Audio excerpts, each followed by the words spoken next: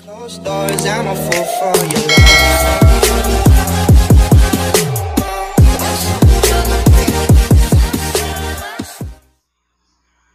Magandang araw sa lahat ng mga nakatutok, nanonood na magulang at estudyante sa bidyong ito.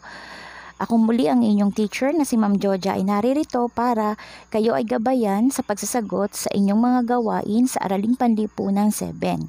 So kung matatandaan nyo ay nag-upload po tayo ng ating video or video lesson, lecture tungkol sa paksa na pagtataya at pagpapahalaga sa kaisipang Asyano at sinaunang kabiasnan sa Asya. Kung di niya pa po siya napapanood ay ililink ko po yung link ng ilalagay ko po yung link ng video na yun para mapanood nyo. So, ngayon po, magpo-focus lamang tayo sa mga gawain para sa week 5.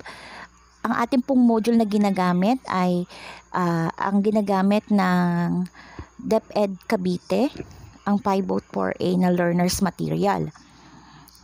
So, ngayon po, hindi na po tayo magdi-discuss, didiretso po tayo sa mga gawain at mga sagot na pwedeng makapagdagdag kaalaman sa inyo para sa pagsasagot ng inyong mga learners activity sheets. Pero bago po tayo magsimula, sa mga hindi pa po nakaka-subscribe sa aking YouTube channel, ako po ay humihingi ng inyong subscription sa YouTube channel kong ito. Paki-like and paki-share sa mga kapwa nyo grade 7 students para pati sila ay updated sa mga video na aking i-upload tungkol sa mga video lesson at mga gabay sa pagsasagot ng mga gawain sa Araling Panlipunan 7 na makakatulong ngayong pandemic. So magsimula na po tayo. Okay, sa gawain 1, sa pagkatuto bilang 1 or bilang 1, ang sabi dito mula sa iyong nabasa sa kabilang pahina, ilarawan at isulat ang katangian ng namumuno sa bawat kabias ng Asyano. Gawin ito sa iyong sagutang papel. So, sa first column, makikita nyo yung mga kaisipang Asyano, Xenocentrism, Sinocentrism, Divine Origin, Devaraha at Chakrabartin. Sa tapat nito ay isusulat daw natin ano ang katangian ng sinaunang namumuno sa bawat na kaisipang ito. So, eto po.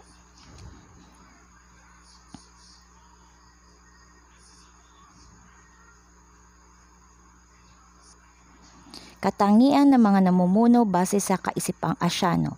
Xenocentrism. So, matatandaan ang Xenocentrism ay kaisipan ng mga taga-China. So, ang katangian ng namumuno ay dapat daw po ang namumuno ay may basbas ng langit or mandate of heaven. Siya ay kailangang mamuno base sa virtud o virtue o batay sa mga mabuting asal. So dapat ang sinusunod niya daw po ay mga base sa mga virtue or virtud. Once daw po na naging masama ang kanyang pamumuno, maaaring tanggalan ng katungkulan or kapangyarihan ang emperor ng China base sa kaisipang Sinocentrism. Next, ang pangalawa ay ang divine origin ng Japan at Korea.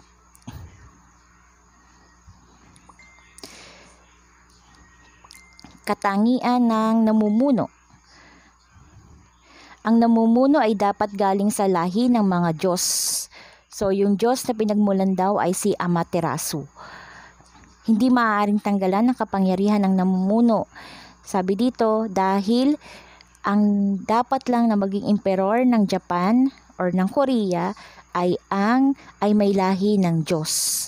So, kahit po anong mangyari, hindi po siya pwedeng tanggalan ng kapangyarihan. Hindi katulad doon sa China, sa mandate of heaven, once daw po hindi na maganda ang pamumuno ng emperor ng China sa kaisipang Sinocentrism, pwede po siyang tanggalan ng kapangyarihan at papalitan po siya ng ibang emperor. At pwede itong manggaling sa ibang pamilya as long as ito ay merong basbas ng langit. kabaliktaran po ito ng divine origin. Sa divine origin, hindi maaaring palitan ang emperor dahil naniniwala sila na sila ay galing sa mga lahi ng Diyos. Ang pangatlo nating kaisipan ay ang Devaraha at Chakrabarti ng India at Timog Asya.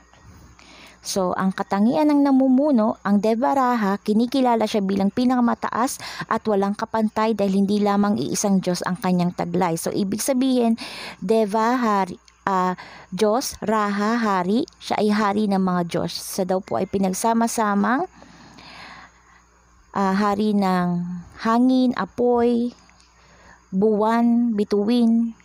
So, yon.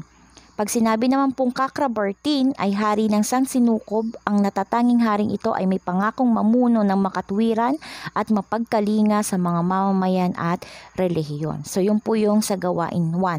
So, yun yung ilalagay nyo sa table. Next naman po ay sa gawain pagkatuto bilang 2. Basahin mabuti ang mga pahayag sa kahon, isulat kung sino ang tinutukoy na pinuno ng bawat pahayag. So kanina, meron tayong tinukoy na mga kaisipan, yung Xenocentrism, Devaraha at Chakrabartin, tsaka Divine Origin. Ngayon, sino po ang tinutukoy ng bawat sentence sa mga box na ito? Ilalagay natin doon sa right side. So, ito po. Sa Mandate of Heaven, Emperor ng China yan. Ang kaisipan ay Xenocentrism. Galing sa lahi ng Diyos, yan ay ang Emperador ng Japan. Sorry ha, Japan po, hindi Japan. So, galing siya sa lahi ng mga Diyos, Divine Origin. Hari ng Sansinukob, Chakrabartin po siya. Okay? Next po, gawain sa pagkatuto bilang 3. Isulat ang mga tungkuling nakaatas sa mga pinuno na nakasulat sa kahon. Gamitin ang chart sa ibaba sa pagsagot. Gawin ito sa iyong sagutang papel. Nasa pahina 25 po yan.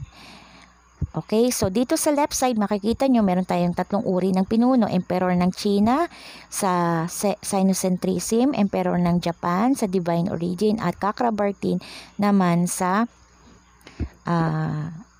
Chakrabartin. Ano-ano raw po ang kanilang mga tungkulin? So ito po. So sa Emperor ng China, ang tungkulin niya ay panatilihin ang kapayapaan, kaayusan at kasaganahan ng kanyang nasasakupan. Once na hindi niya na po ito nagagampanan at nagkaroon na ng palatandaan mula sa langit na hindi na siya angkop na maging emperor ng China, ay pwede po siyang tanggalin sa kanyang kapangyarihan. Ang emperador ng Japan, panatilihin din ang kapayapaan at katahimikan ng kanyang imperyo. Ang Chakrabartin naman, siya ay tinuturing na hari ng Sansinukob. Ang natatanging haring ito ay may pangakong mamuno ng makatwiran at mapagkalinga sa mga mamamayan at relihiyon. Yan po. Sa gawain 4 naman, yan. Sa gawain sa pagkatuto bilang 4, ibigay ang epekto o impluwensya ng kaisipang Asyano sa paghubog ng lipunan. Gawin ito sa iyong sagutang papel. So dito naman daw ilalagay natin doon sa right side ano-ano ang epekto sa paghubog ng lipunan sa kasalukuyan ng mga sinuunang kaisipan ng Asya. Okay. So sa Sinocentrism, naniniwala ang mga Chino na sila ay pinagmula ng unlad na kabiasnan ng Asya. Ang Divine Origin, naniniwala ang mga Japanese o mga Hapon na hindi maaaring palitan ang kanilang emperor dahil ito ay mula sa lahi ng mga Diyos. Hanggang ngayon ay napapanatili nito ang kaayusan sa kanilang bansa.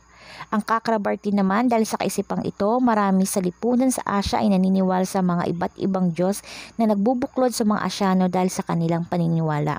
So, dahil sa mga kaisipang ito, nabuo ang mga iba't ibang kabiasnan sa Asya. Dito nagmula ang pag-unlad ng mga sinaunang Asyano.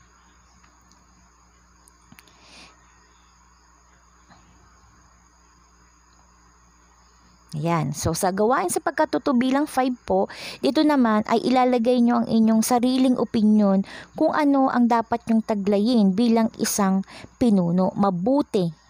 I-emphasize natin, ano ang kailangan mong taglayin para ikaw ay isang mabuting namumuno na may kakayahang mahubog ang isang lipunan.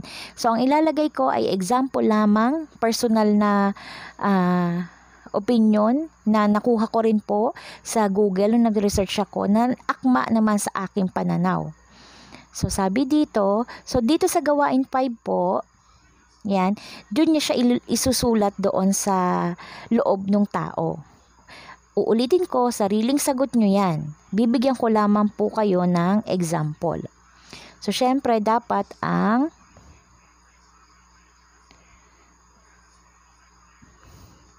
pinuno, ang isang mabuting pinuno ay matapang, matalino, matapat, mapagmahal, at may pananalig sa Diyos. So, importante lahat ang isang leader para mapamunuan ng maganda ang kanyang nasasakupan ay dapat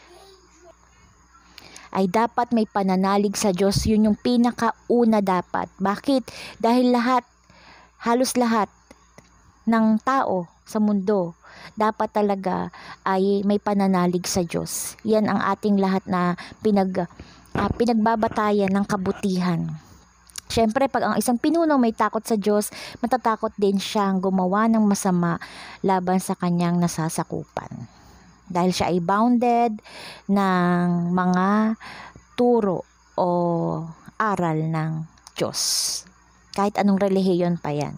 So, example po yan. Kung meron pa kayong naiisip, pwede kayong magdagdag doon sa loob ng tao. Sa gawain 6 naman, ito pa, tatlo yung ating kaisipan. Kung matatandaan nyo, kaisipang sinocentrism, diba, divine origin, diba, Raha at Kakarabartin. So, para sa akin, ang napili ko po ay sinocentrism. Siya ay namumuno na may basbas ng langit or mandate of heaven. Siya ay kailangan mamuno base sa virtud o virtue o batay sa mga mabubuting asal. Bakit ito ang napili ko? Dahil dito hindi lang parang hindi nakabase lang sa iisang mamumuno. So may mga sign na pwedeng palitan yung namumuno once hindi na siya nagpapakita ng respeto sa kapwa niya mga tao. So may mga may choice pa rin para palitan siya. Okay, tsaka ang isa pang maganda dito, dahil may basbas siya ng langit, na yung pinunong yun, ang sinusundan niya po ay mabubuting asal. Okay, kaya yun yung napili ko sa sinocentrism. Pero kayo, depende kung ano yung gusto nyo doon sa tatlo. Kanya-kanya namang opinion yan. Ang next po, ito, gawain sa pagkatuto bilang 7. Sasagutan po natin yan ng tama or mali. So, bibigyan ko kayo ng 2 minutes para sagutan ito.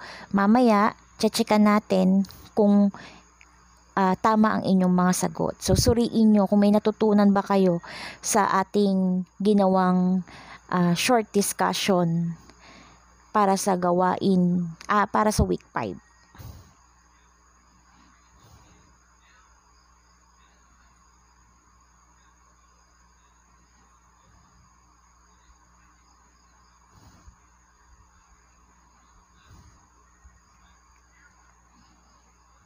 Okay.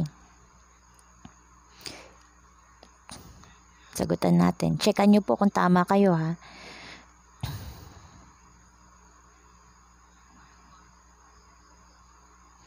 Tama. So, ang emperor ng Japan ay hindi maaring alisan ng kapangyarihan sa pamuno dahil sila ay nagmula sa lahi ng mga Diyos.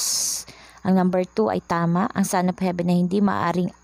Ang number 2 po ay mali. Okay? Son of Heaven or mandate of heaven, may basbas ng langit sa China, sa kaisipang sinocentrism, mali po yan. May karapatan.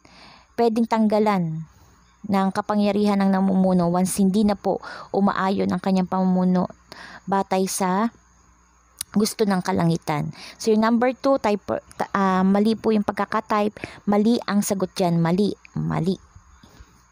Next, number 3, ang ay tumutukoy sa iisang Diyos lamang subalit maraming kapangyarihan. Tama. Ang Chakrabarti ay tumutukoy sa hari ng Sansinukob. Tama. At ang emperor ng China ay nanggaling sa lahi ng Diyos. Hindi po. Ang emperor ng Japan ang nanggaling sa lahi ng Diyos.